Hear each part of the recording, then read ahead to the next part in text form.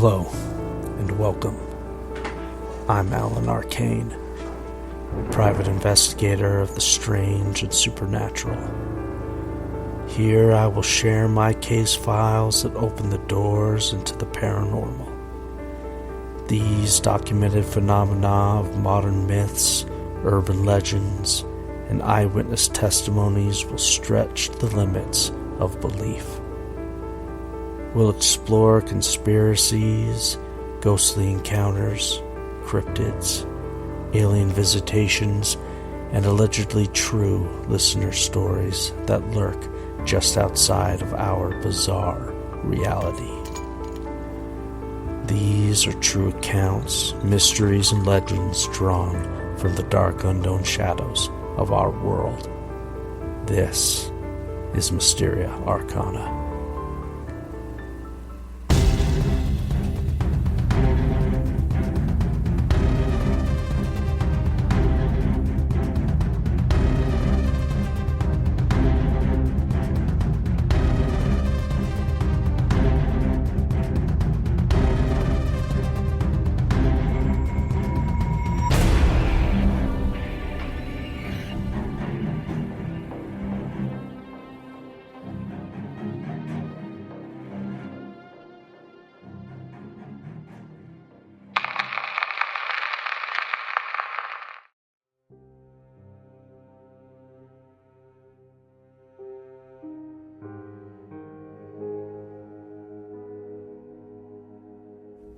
This next story was told to me by my friend and co-worker some 5 or 6 years ago.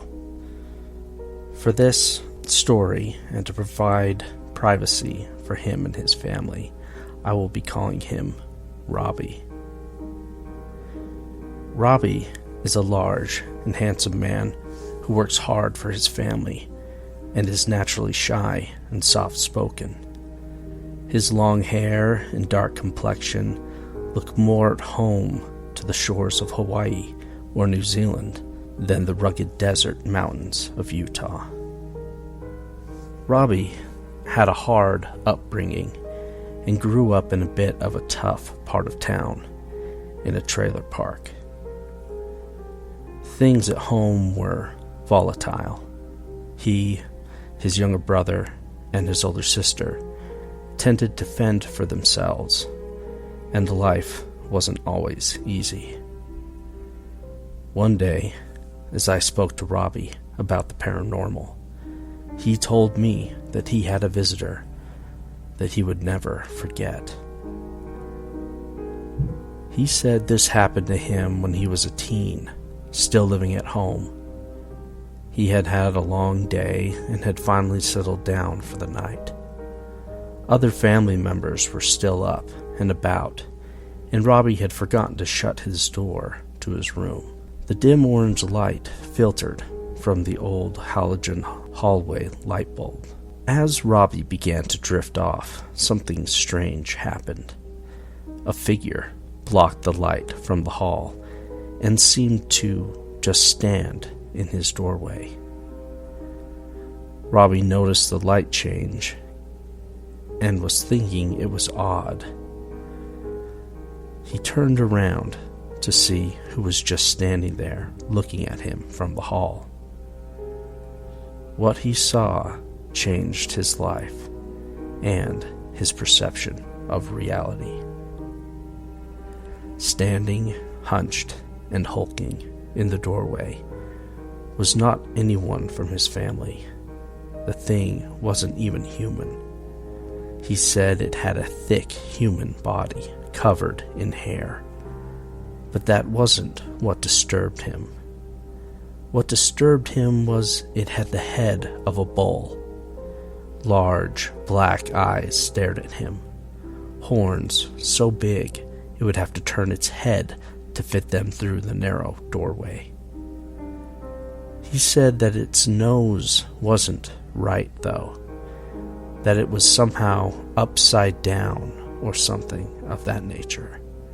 It didn't look normal. It didn't look natural. But he didn't know how to describe it to me properly. It was a strange, distinctive detail that was burned into his mind as he reflected on it later.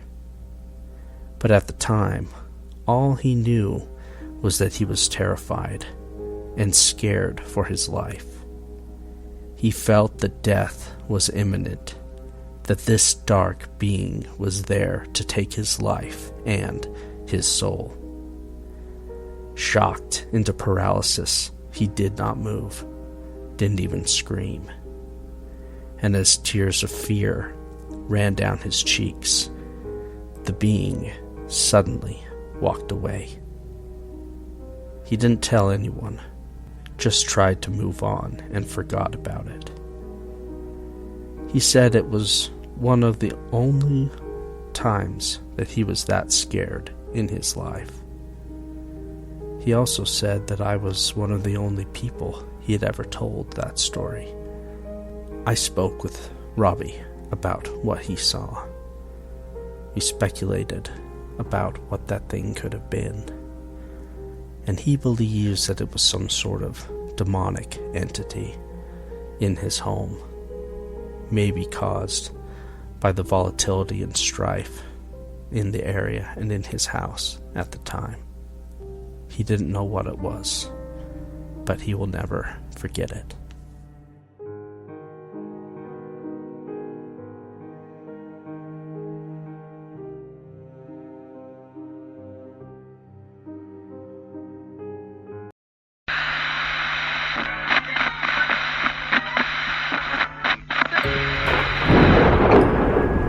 If you like paranormal, true crime, and some cryptids, or just anything weird, check out Ouch, Was That a Ghost? Brought to you by your host, Liz. You can find Ouch, Was That a Ghost on Spotify, Apple, or any audio platform. New episodes drop every Thursday.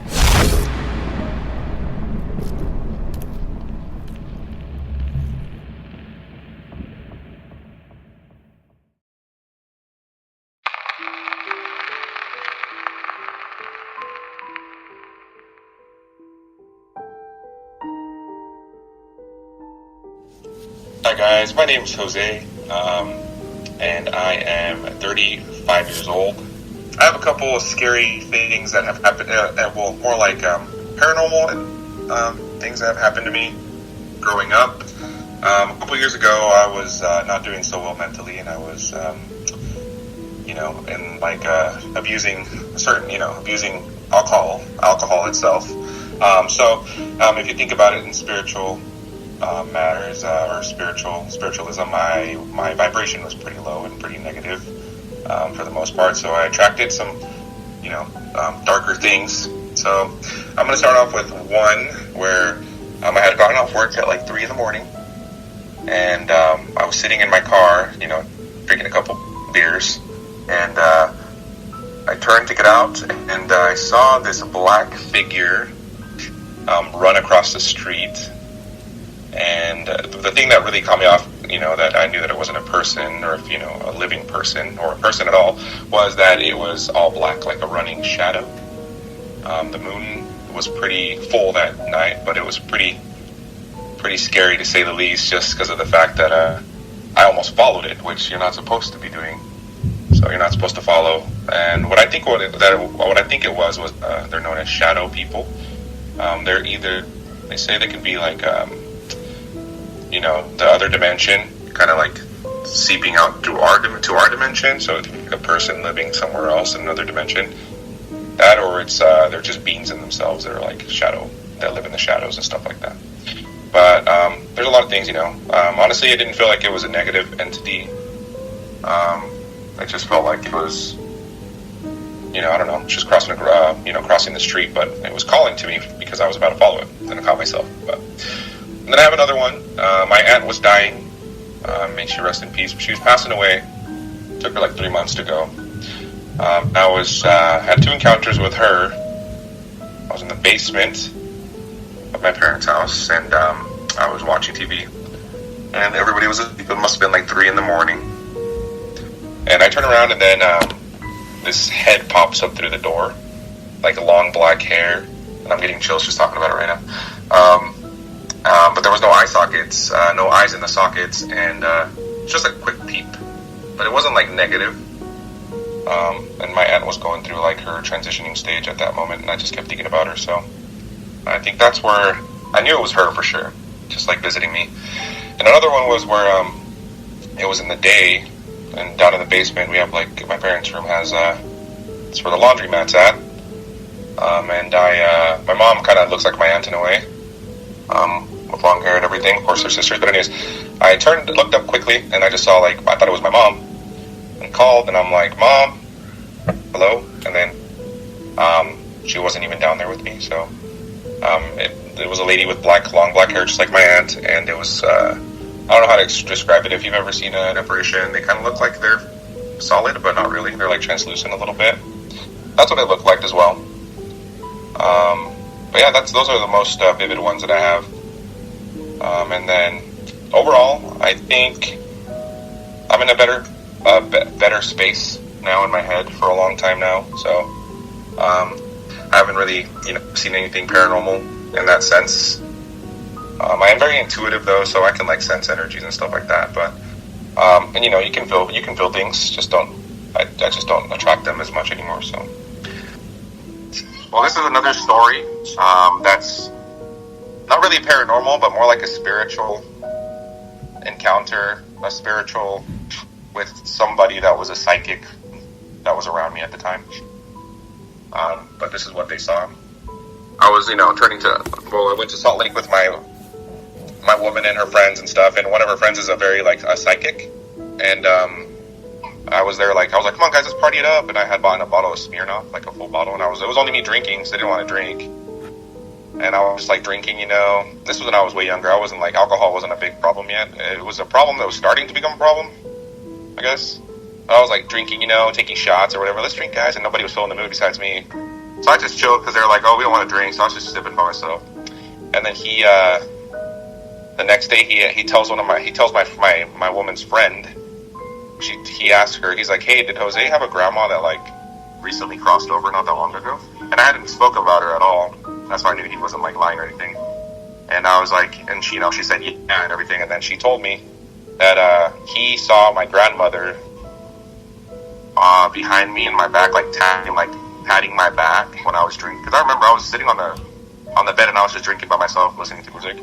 And she was patting on my back, patting me on the back, saying to stop drinking.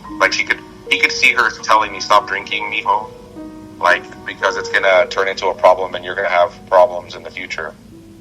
Which, now speaking of it, it did cause me a lot of problems, and it caused me a DUI. It's a miracle I'm not dead. But when he told me that, I started bawling, even though I didn't listen to her advice, because I just continued drinking after that. I was pretty young. But she was telling me, right? Trying to get me to listen, but of course, alcohol's not really gonna let you listen to anything spiritually or anything like that. It'll more you'll probably see or feel more things that are negative. So I consider her my guardian angel. So.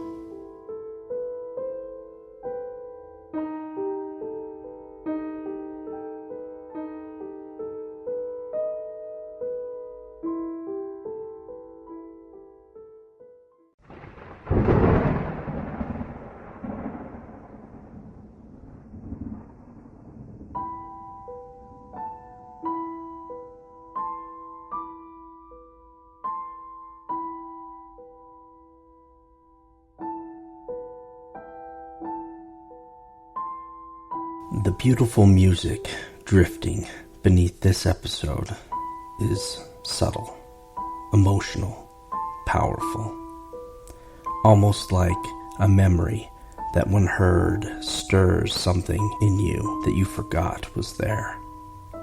That's the sound of Elemental Soundworks, a gifted composer creating the sounds that breathe depth and emotion into every moment. If you're looking for music that feels timeless, mystical, and emotionally rich, then explore Elemental Soundworks. You'll find her sound on YouTube and all major streaming platforms. Links in the show notes below.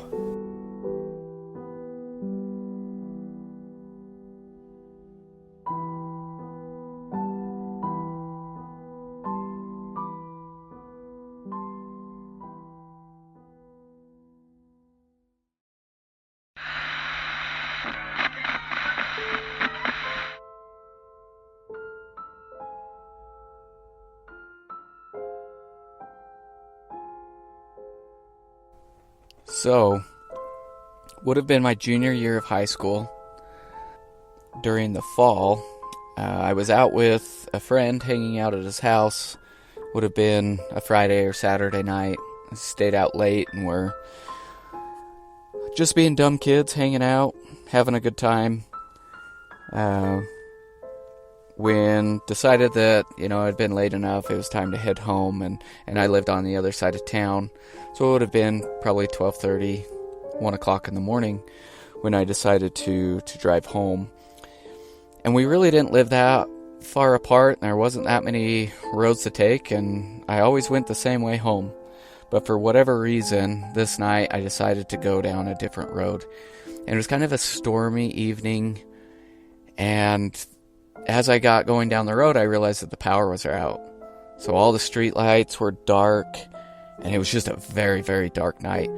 But I noticed up ahead in my headlights that there was a man on the other side of the road, or what I can imagine was a man, walking towards me. And I thought, man, that's crazy. Why would you be out walking on a stormy night, and especially being this late?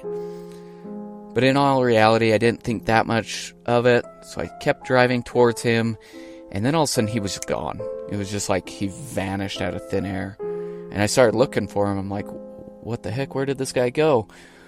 When in a matter of seconds, all of a sudden he was in front of my truck, and I remember hitting him. I remember feeling the thud, hearing it, where it was just a whop, and I thought, what in the world just happened? How did I just hit this guy? I just killed somebody. And I just froze. I remember putting it in park and just sitting there going, what just happened? And after a second, then I thought, well, if I just killed somebody, I better look, and then I need to call somebody. But as I got out and I looked around, there was nobody there. There wasn't even a hint of a person. There was no evidence on my vehicle that I hit anybody. There was nobody around. And I thought, there's no way that I'm hallucinating. There's no way that this didn't happen. It felt so real. It was crazy. And I can remember seeing the guy or the person. I don't remember seeing a face, but I know that he had a black hoodie on with an upside down cross. And I just thought, this is insane. And it just so happened the next day it could have been 2 days later, but it was a Sunday. And I actually remember talking to a missionary about this, and he told me that the adversary attacks those that are trying to do the right thing, or he only attacks the people that are on the right path. And after that, I didn't really think much more of it, because I remember telling my friends the next day at school, and honestly got made fun of for it. Nobody believed me, thought that I was crazy, whatever. So I just kind of held that into myself. And it wasn't till probably 2 years later, I was on a mission in North Carolina, and I had a companion who was kind of an interesting person, to put it lightly. But he had kind of a troubled background, which anybody can change, anybody can turn their life over to Christ. But I remember sitting there talking to him one night, and he was talking about his past, and he lived near an Indian reservation down on the border, and would tell me all of these crazy things. I mean, he had some pretty wild stories, but he started telling me about a girl that he was dating that actively participated in devil worship or Satanism. And he told me about some experience when he went and practiced with them. And he told me that they went out into the desert and they sacrificed this goat to Satan. and they sacrificed it on an altar, and the girls were like rubbing blood all over him. But he said the leaders of this sect all wore black hoodies with an upside down cross. That was kind of their little uniform.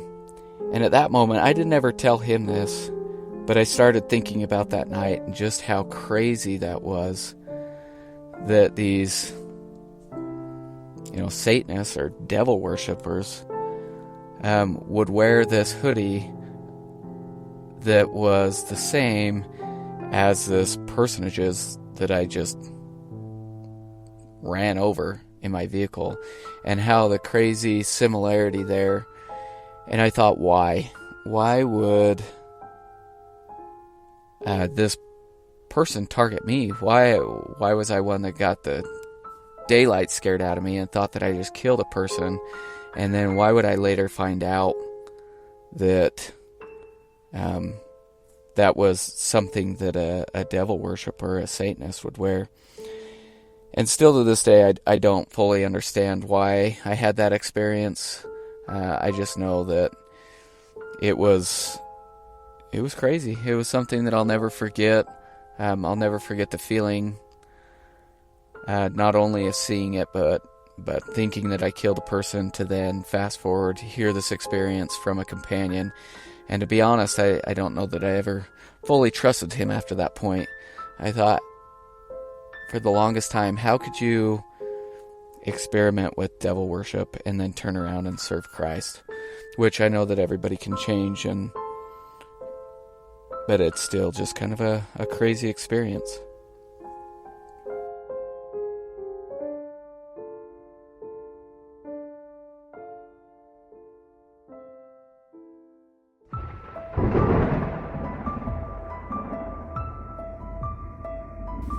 Have you experienced something strange?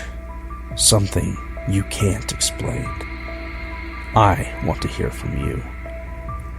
It is simple, fast, and easy to submit your stories. Go to vocaro.com. That's VOCAROO.com. Link in the description. Then just click record, save, and share to MysteriaArcanaPodcast at gmail.com. It's that simple. And you could be on an upcoming case file of Mysteria Arcana. Or, if you prefer your story in writing, send your encounter via email directly to me, again, at MysteriaArcanaPodcast at gmail.com. That's MysteriaArcanaPodcast at gmail.com. Your true paranormal story could be featured in an upcoming case file. But for now, let's get back to the stories.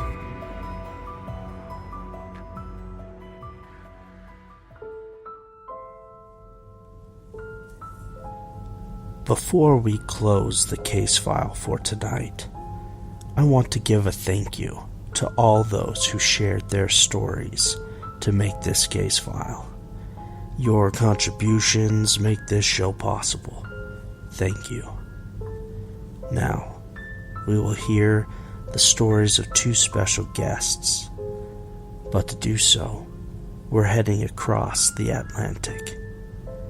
England, land of fog and medieval history, of ancient woods and crooked tombstones, a place where the past clings to the present like ivy on the crumbling stone.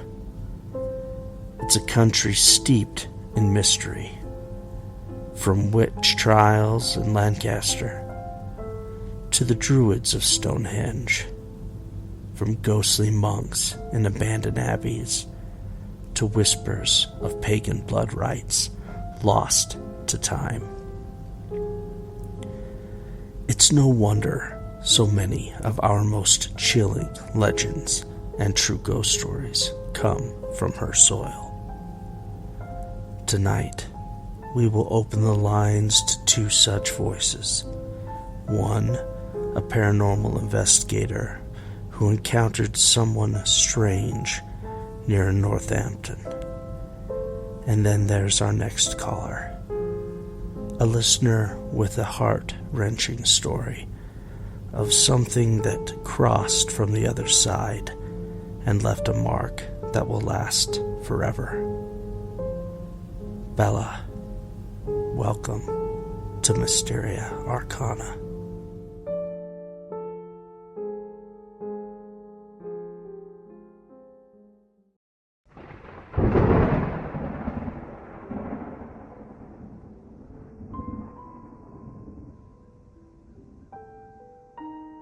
Hi, my name's Bella. I come from Farnworth in Bolton, UK. I've had a lot of paranormal experiences over the years, especially as a child. This would happen to me a lot. When I turned around 25 years old, I decided to delve a little bit more into why this kept happening to me. But the first time I can remember anything like this happening to me was in the very early 90s. I was around 7 or 8 years old, and my parents were divorced. So I'd stay with my dad at the weekends in his house on a street called Ramsey Avenue. The house had been in our family for a long time. My grandma and granddad raised their 5 kids there, all boys. And one Saturday night, me and my dad was watching a film where I was sat on the chair underneath the window and my dad across from me on the couch. To the left of me was the stairs, and I don't know what made me look, but when I did, I screamed and ran to my dad. After he managed to calm me down, he asked me what was wrong, and I told him there was a man there at the bottom of our stairs, with his eyes and his mouth open, and his neck all twisted. He told me not to be so daft and made me go to the bottom of the stairs with him, but the man was not there anymore. I refused to stay at my dad's that night and asked him to take me back to my mum. She asked me why I was coming home early, and I told her, and she did believe me. She told me a story of seeing one of my uncles in the kitchen, holding up his hand, all bandaged up, and she asked him what the hell had he done, and he just shrugged and walked off into the kitchen. Everyone asked my mum who she was talking to, and she explained that my uncle had hurt his hand and was in the kitchen. They all went in, but there was nobody there. As they all turned around and started coming out of the kitchen, they was all calling my mum crazy, but then my uncle walked in through the front door. He had said he'd been at A&E as he'd come off his motorbike and had been at the hospital for around about 4 hours. They all said my mum had must have spoken to him, but there would have been no way that they could have. There was no mobiles back then, and even my uncle agreed that he hadn't spoken to my mum. Anyway, skip a few months forward, and I was messing around in the pantry. I spotted some photo albums and I grabbed what I could and dropped them onto the kitchen table as they were heavy. But a framed picture slid out from the bottom of the photo albums, and I'm unsure of the noise that came from my mouth, whether it was a gasp, a scream, or what. But my dad jumped up because he heard the smash of the glass as well as I dropped the frame. I told my dad that that was the man at the bottom of the stairs. It was a picture of a man. He was quite handsome. He was in his army uniform and looking proud to be serving his country. He looked in his early 20s, and I'd never seen the picture before. My dad had a look on his face that I'd never seen before. He didn't believe in ghosts or anything like that. He asked again, "Is this definitely who you saw?" And I said, "Yes, 100%.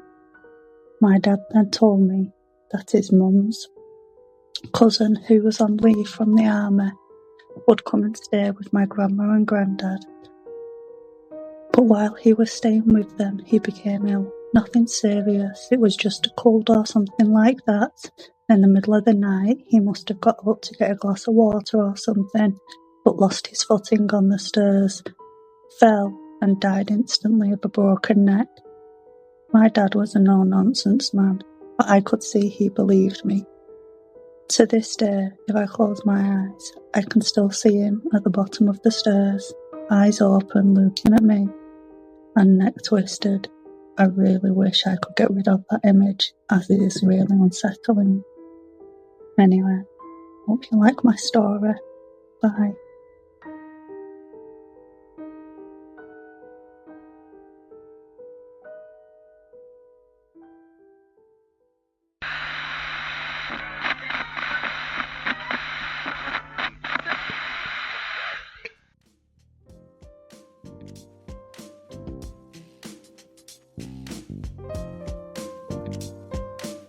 If you're still listening, friend, you've got a taste for the strange and paranormal. But don't keep it to yourself. Hit that like button, subscribe, and share Mysteria Arcana with your fellow explorers of the unknown. You can find us on Instagram, Facebook, YouTube, TikTok, and Spotify. If you want to support Mysteria Arcana directly and help keep the lights on, please join my Patreon or buy me a cup of coffee. Links in the description below. It's generous viewers like you who will make this show a success, keep these case files open, and keep the coffee flowing. Thank you for listening and for your support. Now, let's get back on the case.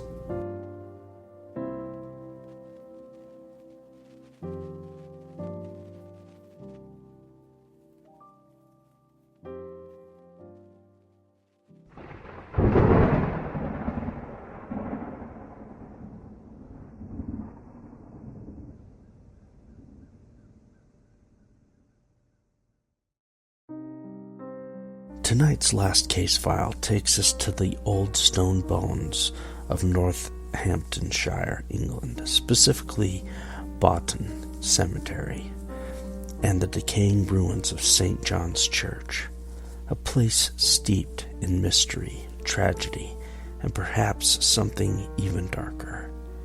The land once held a medieval church, St. John's, built in the 13th century, maybe earlier, long before the steeple collapsed in 1784 and the graves began to vanish into the earth. The site was sacred ground. Some say it even predated Christianity, built atop a spring once worshipped in pagan times.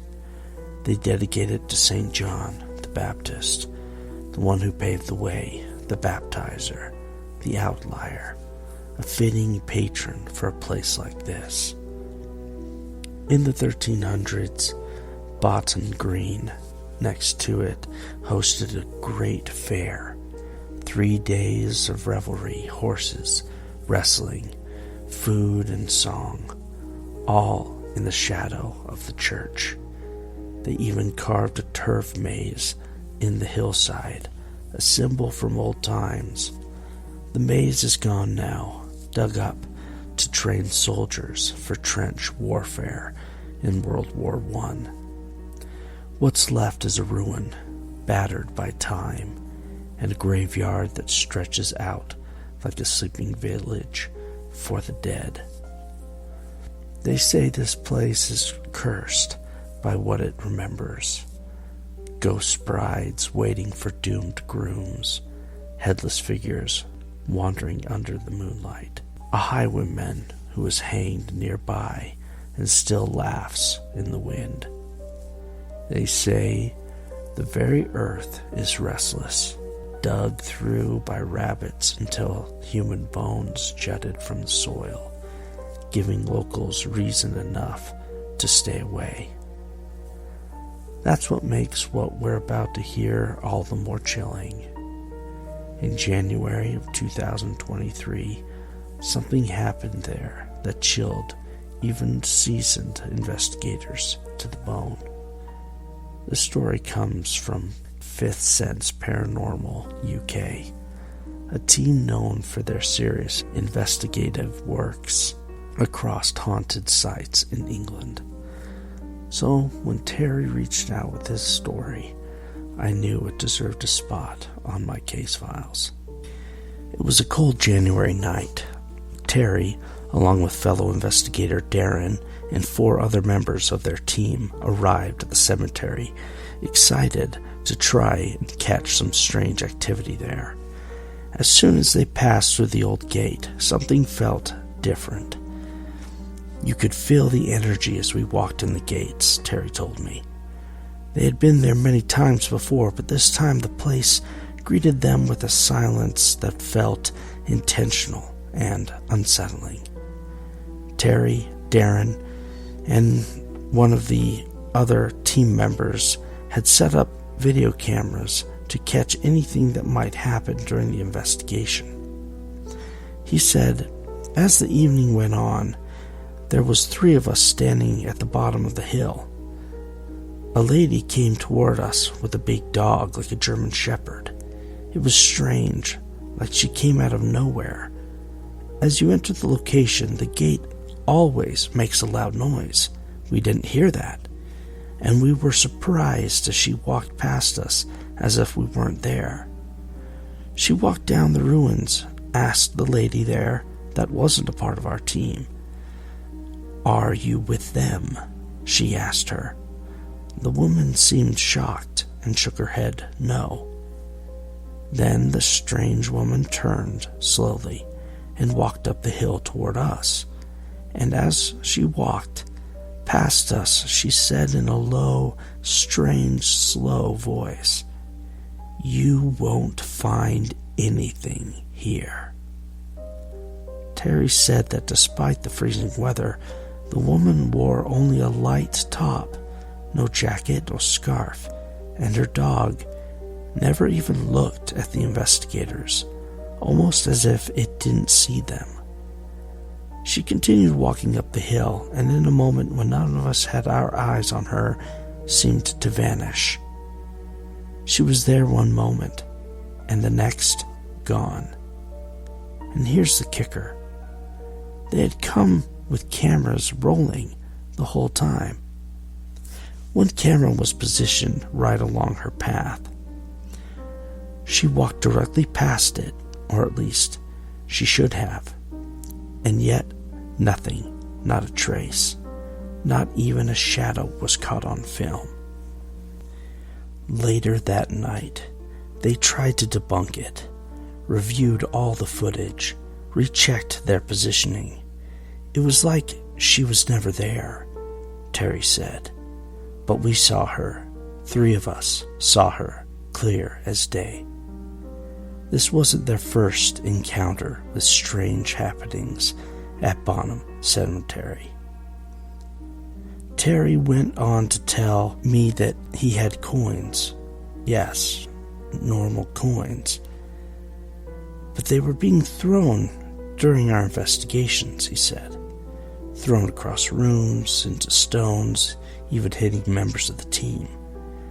This strange coin-throwing phenomena has occurred no less than 7 times during their investigations. The team has kept the coins. Both Terry and Darren identify as mediums, sensitive to the paranormal, and they believe the woman they encountered may have been a spirit or ghost that was connected to the ancient ruins. One who was not impressed with them trespassing on what she sees as sacred ground. The woman has never been seen by the team again. Bonham Cemetery remains active, not just in terms of spiritual sightings, but in what it does to those who enter. Many report feeling followed, experiencing phantom touches and whispers in the dark. If you're in the UK and you feel brave enough, visit St. John's Ruins and the Bonham Cemetery.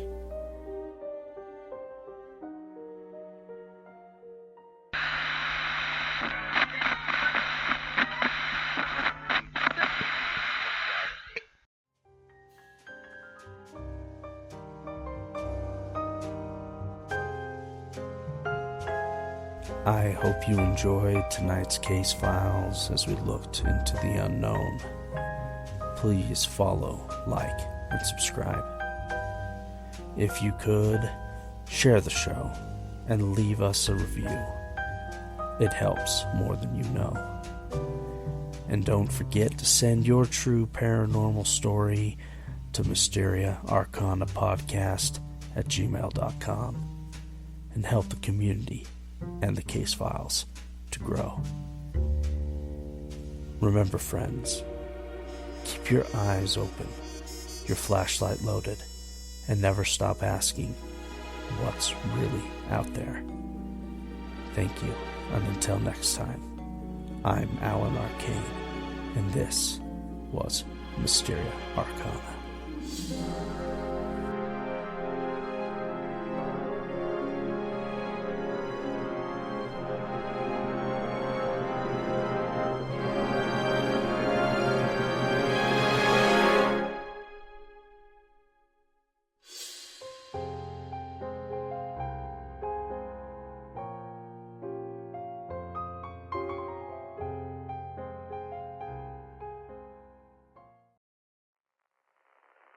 This concludes our broadcast day. Good night, and God bless America.